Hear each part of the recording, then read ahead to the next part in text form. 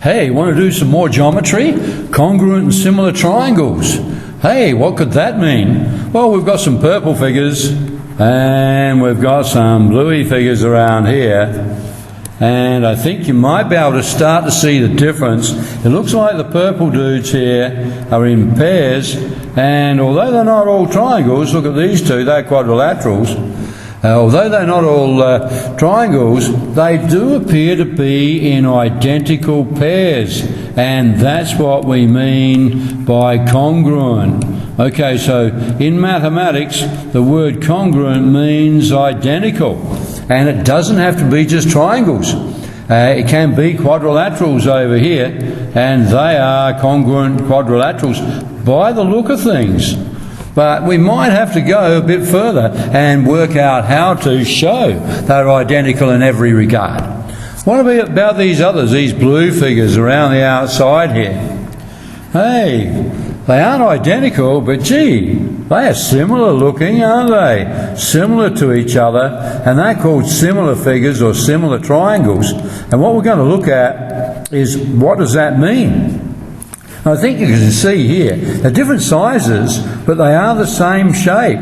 So there's a distinction in geometry land between figures. Remember, geometry is the study of figures, basically, shapes and in 2 and 3 dimensions. So we're going to be dealing with over here congruent figures or similar figures, and see what's the difference and what can we get out of showing that two shapes are either congruent or similar. Come on down and let's have a bit of a look at this. And here we've got a couple of things happening. Over here we've got a couple of cavemen. And gee, they look identical to each other. Monozygotic twins, I think they call them. Anyway, that's a little bit of biology on the side. You could Google search that. But we've got congruent cavemen. Hey, haven't come across that before. Then haven't been out caving much lately. Congruent cavemen. What about over here?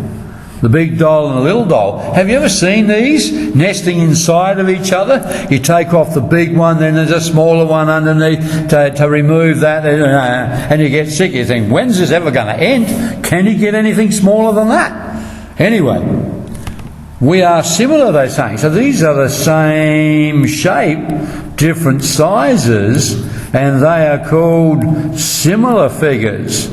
Okay, so taking a little bit of screen clippings from Pearson's here and another textbook by Hayes and Harris, and here's a definition here. Two figures are congruent if they're identical in every respect except for position. Two figures are similar if one figure is an enlargement of the other. Enlargement, we've seen that word before, means they're going to have the same shape, so the angles are all going to be the same, but one is enlarged from the other. We will investigate that as we go down. So come on down and see what we can do for a start. Let's start here. We'll just get rid of this little bit down here. We're having trouble here. Let's just come back and just go to there maybe. Two triangles congruent if they're identical in every respect except for position. Here's two here. In other words, if you cut one out and laid it on top of the other, it would match perfectly. Let's check this one out. It's got a side of root 3. This got a side of root 3. It's got a side of 2. That's got a side of 2. 1 and 1, 30 matches with 30, 60 with 60, 90. Yeah, it certainly seems that they are identical. They have everything. All the sides and all the angles match. I've got a burning question for you. Come down here, mate. The burning question. Of course it's burning. It's in red. It's as hot. Hot as fire here, this question. Do you need to match up all aspects of each triangle to make sure they're identical, or will just some sides and angles be sufficient? What are we talking about there? Well, I'll give you a triangle here, and I'm going to tell you this looks like about 80 degrees, and this side is 4 centimetres long. Let's say this side is 6, so it could be a bit longer. I'm going to draw that triangle. Some other dude draws a triangle up here with 6 and 4, and also 80 in there. Now that looks identical. Would if it was a scale, mate. Is that enough? Are they identical? Do we really have to go and match up every side and every angle to show it? Well, that's what I want you to investigate now. How do you show identical triangles? This one comes from the publication by Hayes and Harris. And the question we're asking is, what information is sufficient to uniquely describe a triangle? That means if we give you some information and all your classmates have the same information, you all draw a triangle, how much info do you need so that you would draw all exactly the same triangle? Let's look at the first case. If I gave you 3 sides, 4, 5 and 6, and everybody in the class tried to draw a triangle with sides 4, 5 and 6, would they all be the same? Would they be a unique triangle? Would they all be identical? Would they all be congruent? In other words, just with different positions, maybe spun round a bit, maybe with a vertex up high, somebody else got a vertex off to the right or down low. What about the next one? What if I gave you 3 angles and told you to make up a triangle? Well, again, would you all be making exactly the same triangle but in different positions on the paper? What about the next one? 2 sides and included angle. I tell you to draw 6 centimetres, an angle of 45, and then coming off of that, included 6, 45, and then this one is 5. Would everybody in the class draw a triangle identical to everybody else except for position? Interesting. What about 2 sides and a non-included angle? A side, and an angle which is somewhere else. So we could go 6, 5, and then put a 45 up here somewhere. Would you be all drawing the same sort of triangle, identical triangle there? What about 2 angles and a side? 2 angles and a side. Okay, so there's 2 angles and a given side. Would that specify exactly one triangle? And then the last one, if we had a right angle triangle, a hypotenuse, and one side identical in 2 triangles, would that make one unique triangle? All right. That's what I want you to do now. I would like you to pause the presentation and investigate that. You can draw a few of each type, if you can, and see if they're all the same, or do it in any way you like. But I want you to come back and come up with a conclusion of the numbers 1 to 6. Do any of them specify a unique situation? Do all of them, or do some of them? Okay, so pause the presentation and have a go. All right, I'm going to come back now and let's go through them. I've drawn 2 triangles here, and they certainly do have the same sides, and they look to actually match up pretty well. I would say they were congruent, but hey, we don't want to just go by monkey see, monkey do rules. Let's see if we can get our head around how this might be able to be proven. So let's start down here with something like a 6 centimetre line. Okay, so there's our first side. And then we're going to draw a side coming off the end of that of 5 centimetres. So I don't know, how long is 5 centimetres? About like that. So from the end there, let's go carefully around. 5 centimetres could be any point out there.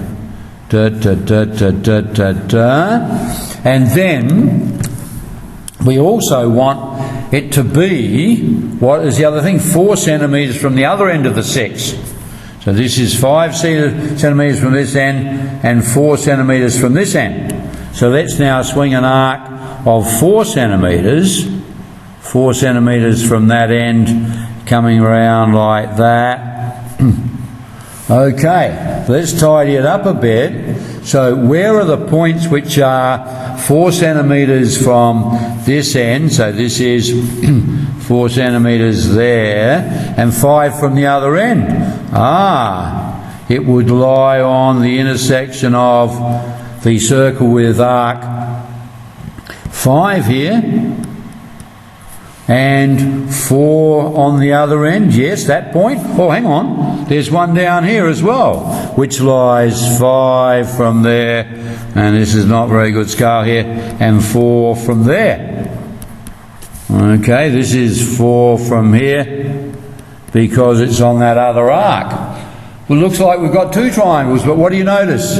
That one up the top and that one down the bottom are a reflection of each other in that line of 6 centimetres. They're just identical but in different positions. If you laid one on top of the other, flip that one over, they would be identical. So when we match up a side and a side and a side in 2 triangles, yes, it does imply you will get only one triangle, maybe in a different position, but it would be identical and they would be congruent. All right, so that one worked. We don't have to show all the angles on all the sides. Just 3 matching sides would do. All right, come on down. Let's investigate number 2. Now, number 2, I've only drawn this figure. You say, Huddy, you should have drawn more triangles. I've only done one. No, I've done many triangles, but I've nested them. I've started with an angle here, and I've said, all right, that side I will double it out to there, and the other side of that triangle there, I will double it out to there. And if I do, what's going to happen now? Well, if I'm doing that doubling, then this would have been doubled to here, and these will be parallel, which means this angle matches this angle, these angles are also equal. Do you remember this from an earlier presentation on trigonometry? This is a process or a transformation called enlargement. Enlargement by a scale factor of 2 there. And enlargement implies that the shape will stay the same. You're moving the points in the same ratio, and you will preserve the shape. They will be equiangular and also therefore the same shape. The sides will be in proportion in such a situation. Otherwise you wouldn't hold the same shape. All of those things are results of enlargement. Let's do it again. Let's take it out. So it's 3 times away from this centre of enlargement, and here 3 times. So these nested triangles are all equiangular. I've put them in a nest there. Okay. Do you remember that that's the idea behind trigonometry?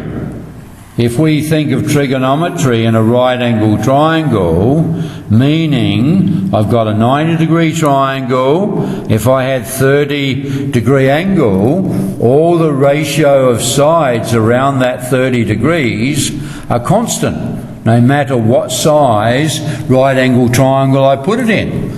Opposite sine, which is opposite over hypotenuse, is constant. Adjacent over hypotenuse, a cosine. Tangent, opposite over adjacent. How can that work? Well, let's see if we can show it with nesting all the right-angled triangles which have 90 and 30. Can you nest them? Yes, because the other angle would be the same. And they would all line up like that, which means you could say they have been enlarged.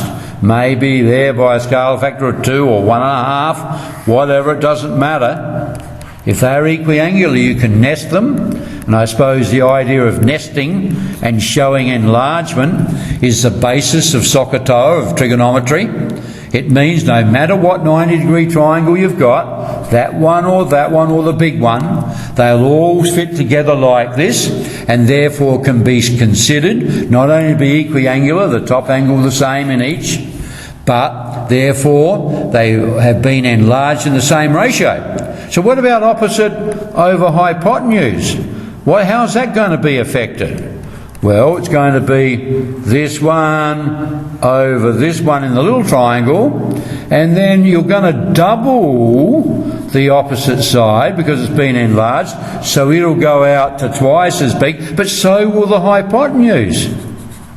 They will both double, and so by cancelling you'll have a constant ratio. No matter what size right angle triangle 30 degrees or any other angle finds itself in.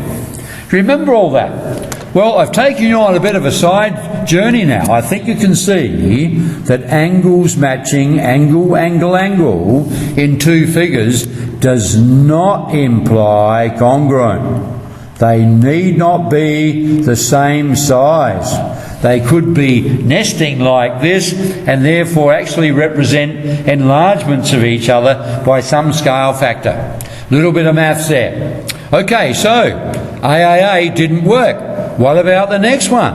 What was the next one? The next one was given by this, and I haven't drawn other triangles here. I'm going to help prove it here. This was side, angle, side, where we needed the angle to be included between the sides.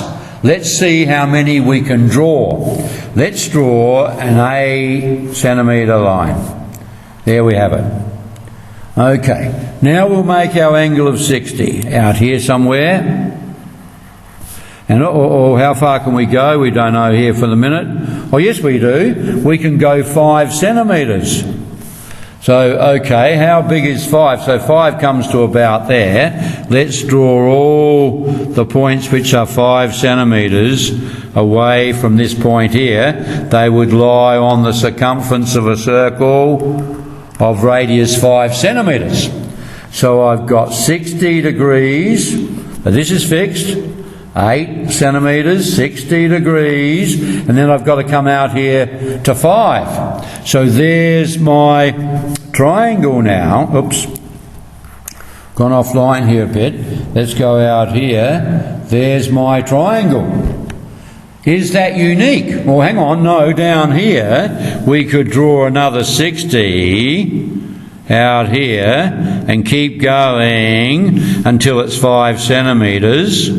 So we could go downwards as well. And then that triangle would be this one here. Uh-oh. Are they the same? Yes, they are, aren't they? One is a reflection of the other. You could flip that over and they would match up. So they are identical except for position. So SAS, a side in one, the included angle between the two sides, does imply, yes, they are congruent. There's only one possible triangle you can make. They are identical, these two.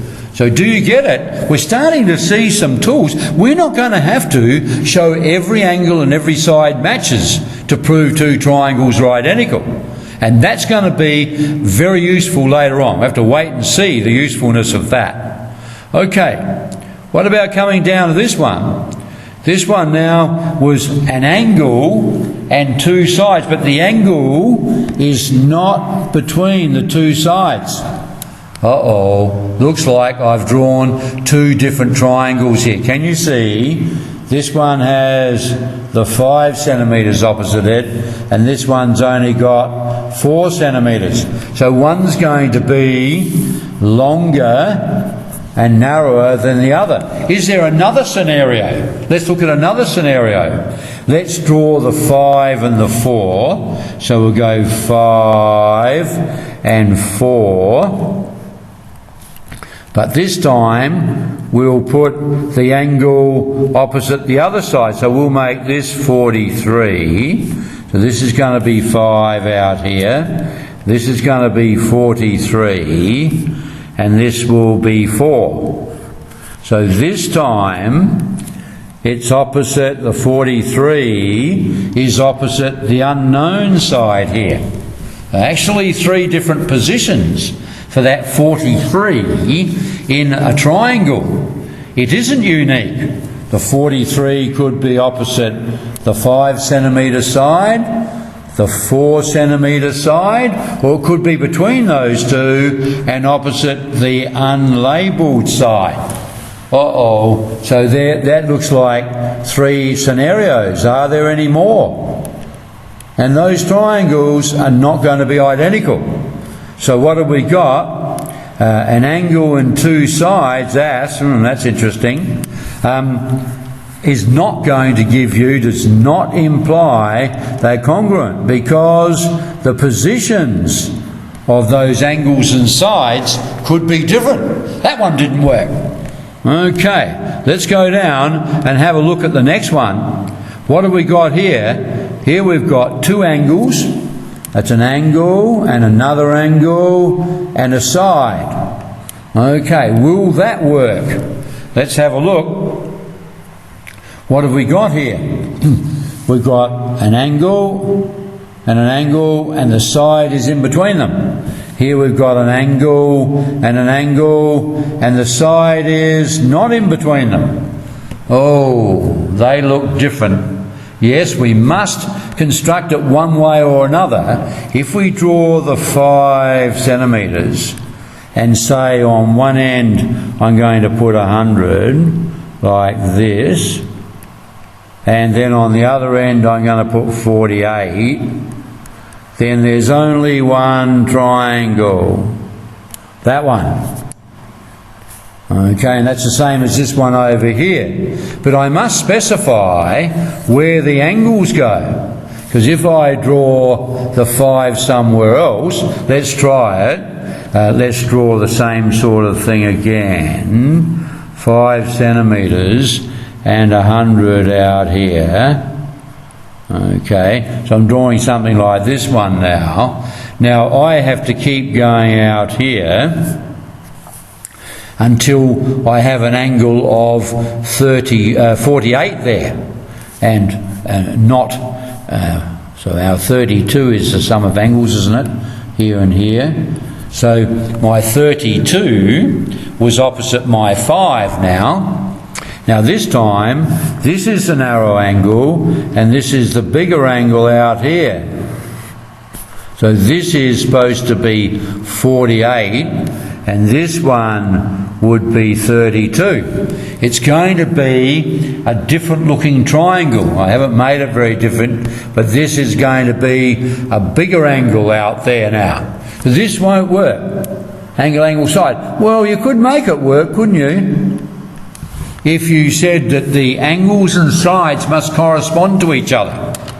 In other words, if your angles are in the same position relative to your side, so draw your side, if the angles are on the end in the 2 triangles, then that works. If here you draw the 5 and one of the angles is on the end and the other is somewhere else, that won't work. That won't match them up. So if they're all in corresponding order, that does imply they would be congruent. I hope you're getting the idea and getting some feel for the geometry of this. Shapes and so on, and studying the shapes is geometry, and get some feel for that spatial stuff. Let's come down and do another one now. This is the last one. And what have we got? We've got a right-angled triangle with the hypotenuse equal and one other side. Let's try and draw one. Okay, I'm going to start off with a side and a right angle. So let's make this the given side, 5 centimetres. So this is fixed to here. Now we're told that the hypotenuses are equal. So where can you draw them? I could have come down here, couldn't I? 90 down that way. And then I want 7 centimetres. So 7 centimetres is about like that. If I draw a circle, radius, or centre there and radius 7, all points on that circumference will be 7 centimetres from that point. So that's going to stop the growth of that line. This is fixed. This is fixed as 5 centimetres. You've got a 90 in one direction or the other. Now, this line has to stop when this point is 7 centimetres. So it's going to lock in, might not be the scale there, going to lock in that triangle. You might say, but you've got 2, Huddy. There's 2 there. But again, this one is reflection in this line of this one. If you cut them out, they would lie on top of each other. So RHS does imply congruence. Okay, you can only draw one. Are you getting the idea of trying to prove this rather than just learning off in monkey see, monkey do fashion? Come down and let's summarise it now as to what we have found. Here are our tools. 2 triangles are congruent, that's identical. If one of the following is true, the 3 sides match. We just had a look at that one. 2 sides and the included angle, SAS. Yes, we agree with that one. Not AAA, that doesn't work. That will be enlargement. They could be different sizes. What about 2 angles and a corresponding side? Yes, as long as these angles are in the relatively same positions. Can you see here? The side, in each case, is next to the dot angle, and the other angle is opposite that side. So here that's the side, and here's the side, and the other angle is opposite it. And then, of course, right angle triangles with hypotenuses equal and one other side. They're our tools, and I'll just give you a hint, just to whet your appetite a little bit. I'm going to give you this triangle here, and I'm going to tell you that side is 10, and this is 4. And then I'm going to draw another one over here. Right angle there, this is 10, this is 4, and I'm going to tell you that in this triangle we've got, let's say 30, hang on, we better be careful here, hadn't we, because we have ratios, let's say 32 degrees or something. What would you say? What would you say? Could you match these 2 up? Well, we've got 90 degrees here, the hypotenuses are equal, one other side. So if we say, yes, RHS works, the triangles are congruent, what do you reckon? That should be 32. I'm not sure that is the size of that angle, I haven't worked it out. But could you see that that angle would match? Let's not call it 32 because I don't think it actually is. If we call this angle alpha, can you see we could find angle alpha in that one? If we knew it in one, we could put it equal to the same one in the other one, because we have established congruence. This could be handy in doing geometry, where we know more about a triangle in one part of a figure than another. Okay, let's come down and do the first step here. The first step is being able to match up congruent triangles. So let's hear from Pearson show that triangle ABC and DFE are congruent, stating the test used. First thing is to match up. So let's look at the working. Let's look at the matchups. AB equals DF. AB equals DF equals 14. I would prefer you put that. Then angle ABC, which is angle B there, equals angle DFE equals 65 degrees, rather than put that.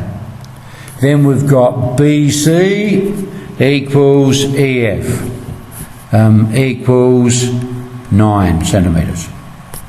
Okay, therefore triangles are congruent due to SAS. Well, we generally do it differently mathematically. Let's have a look. Triangle ABC is congruent with or identical to. That's a symbol we use here for congruence there. Angle ABC. Now we put them in matching order. So what matches to A? It's triangle DFE.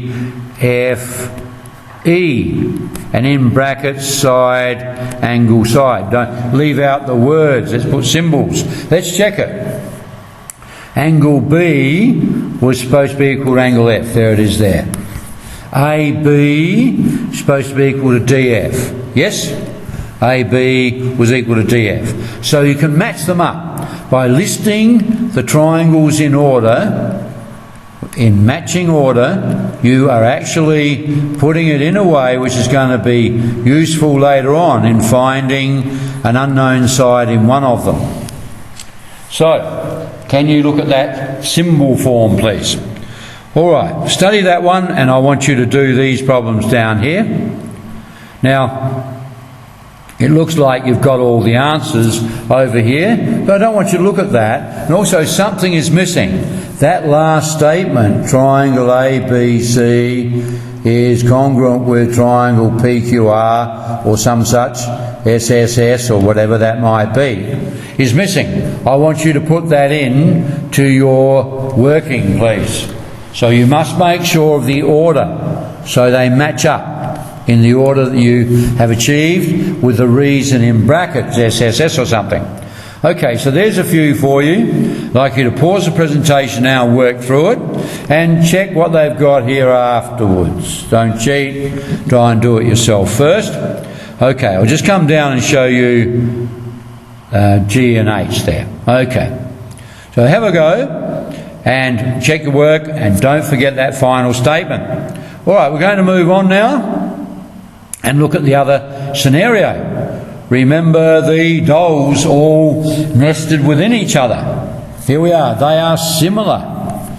If one is an enlargement of the other, a scale factor, regardless of orientation, doesn't matter which way around you spin them, because you know that you can nest them. Nesting is possible here if they're connected by an enlargement, because what that means is all the figures can be thought of an enlargement of the first one, if you like, nesting them.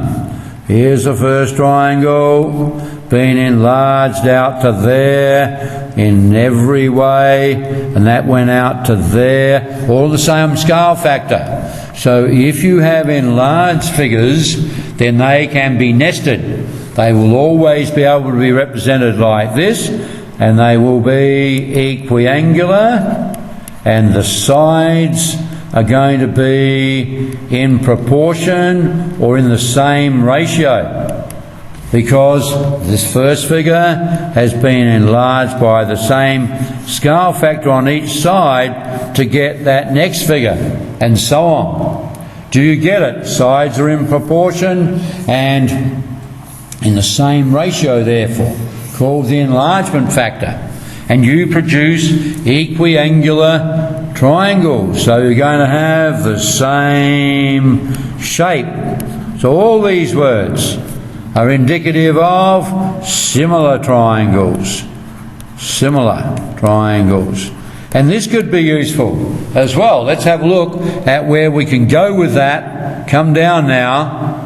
And here's our nesting idea I just mentioned before.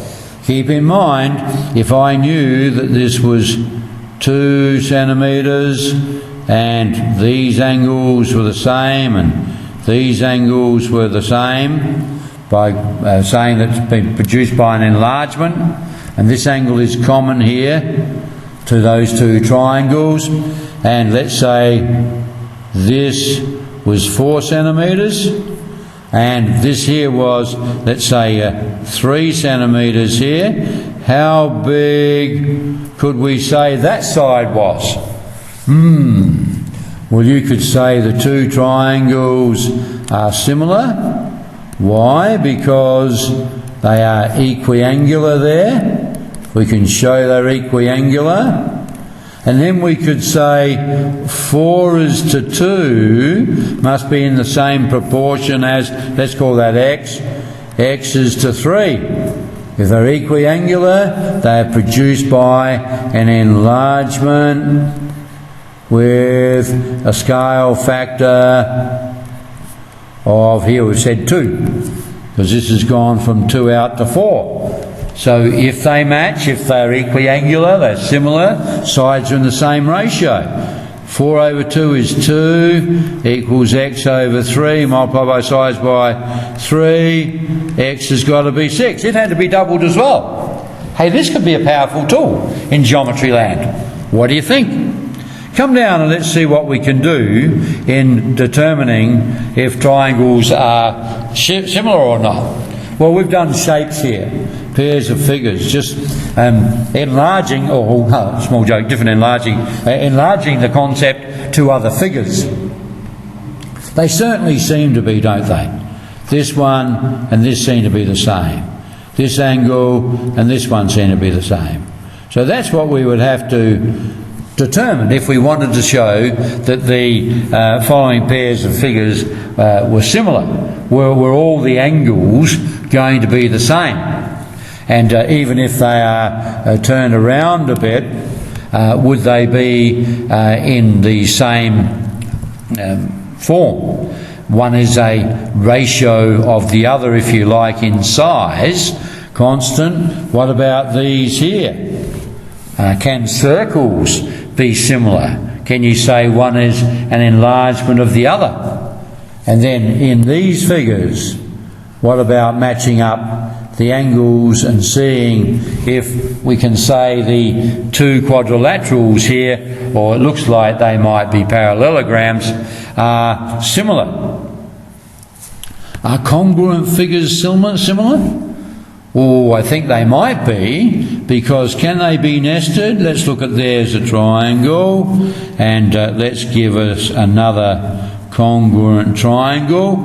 Can they be nested? Yep, put one on top of the other. And what's the scale factor? Scale factor is 1. You actually haven't moved it anywhere. You took this side and multiplied by 1. Took this side, multiplied by 1. They lay back on the top of each other. So it's sort of a trivial case. Congruent triangles are similar. All right, let's come down and have a look. Two figures are similar if the figures are equiangular and the sides are in the same ratio, corresponding sides. Okay, so they must be able to be nested. Can they be nested? Okay. All right, let's have a look at some examples now. And given that these two pairs of triangles are similar, find x. So they've given us that. Later on, I want you to be able to prove that triangles are similar, like we've just done for congruence. So if these are similar triangles, what you can do is to try and match up sides. So you're looking at the two shapes here. So we would say, what corresponds to x? X looks like it's equivalent to that side. So I prefer you put x over 8 for the proportion, equals, let's make up another pair, 45 as to 15. Okay, 45 over 15. X has been divided by 8. Multiply both sides by 8. And you'll get 24 units, whatever the units are. Okay, so the idea is to match up corresponding sides. Match up corresponding sides, because they must be able to be nested. You've got to see how one has been enlarged from the other. Do you want to try some nesting in the next one? Let's spin this around and put it in here. Let's nest a little creature. X, hang on, that's not X, is it? That's 6 there. The base of that one is 6. Okay, hang on, I'll just clear that up there. So here, that's 6. Spin it round and lie it on top. And so that's 6, and this is x here.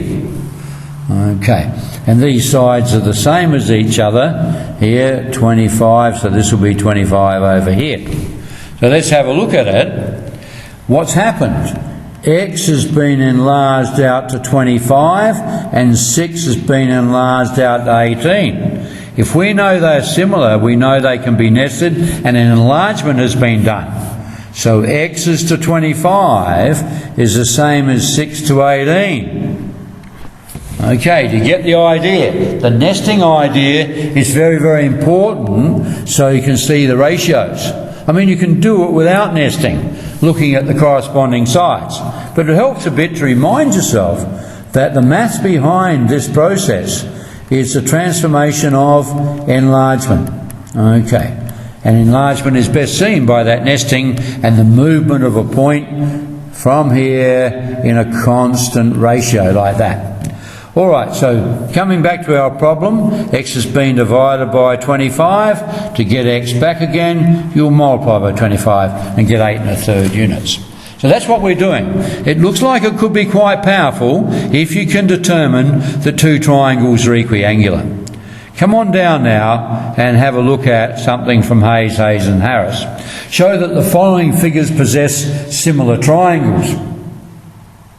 Okay, so this is something we need to do so that we can establish the proportion things and so on. So here we are, we're given this triangle with two parallel sides here. What can we do first of all? Alpha 1 equals alpha 2, corresponding angles.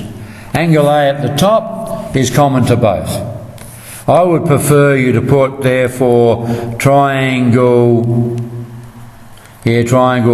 ABC, match them up, is similar to, using that symbol now, triangle ADE. Okay. And you should say triangles ABC and ADE are equiangular in the order. So usually I put that statement down here. Just put in triangle ABC and ADE, list the information, and then state the order down the bottom using this symbol for similarity rather than it on its side for congruence. Let's have a look at these two triangles. Again, they are parallel. You've got alpha 1 equals alpha 2, alternate angles. Beta 1 equals beta 2, vertically opposite. Therefore, triangles ABC... Oh no, I'll put it differently. I prefer to put the symbol as before. Triangle ABC is similar to... Now look out, this doesn't match up. A's angle is equivalent to E, so match that. B's angle here was D. And the two that matched were both called C. Can you see? C? C, yes I can. A little bit of Spanish there. So here, C and C are the same. Must match the orders when the triangles have been spun around like this. So, they are similar, and in brackets put equiangular or something like that. You can put it at the beginning if you want. But the statement at the end should be of matching order of each of the angles, so that we can say AB to ED will be the same as BC to DC. That sort of matching up of ratios later on. Okay, are you ready? Let's have a look at some problems. Given that these triangles are similar, this is from Pearson's Find X. So carefully match up the triangles. Think of nesting. You might have to spin triangles around to get the ratio of the corresponding sides. Okay, so just think about that. Match up the angles, match up the shapes, get the order right. Okay, and then here are your answers down here. So you don't have to go through that proof we just did because they tell you it's similar. Okay, pause the presentation, have a go, and what we're going to do now is have a look at the other ones. Here's another one, these from Hayes and Harris. Show that the following pairs of triangles, following figures possess similar triangles. Okay, so you're going to now try to match up angles and see if you can show that that's true. So you need to have a proof list equal angles and state the triangles in order at the end so that you can match them up. Okay, that's very, very important. So see what you can do. You're trying to show they're equiangular and therefore can be nested and therefore are connected by enlargement. And therefore you call them similar if you like, in that order. Okay, pause the presentation. I'll take you down to these answers in a minute. Make sure you look at the order of some of these. Twist it around a little bit. You might have to look carefully at the ratio of the sides and see what you can do. Right, here are the answers now for this one. And again, I would prefer you put a symbol for it, and something like this. Triangle ABC is similar to triangle DEC. Okay. ACB equals DCE, something like that. So that's good. And could you state each of them in that way? All right, I'll just show you the rest of these now. E and F. And then we want to go back to Pearson's and do some extended questions.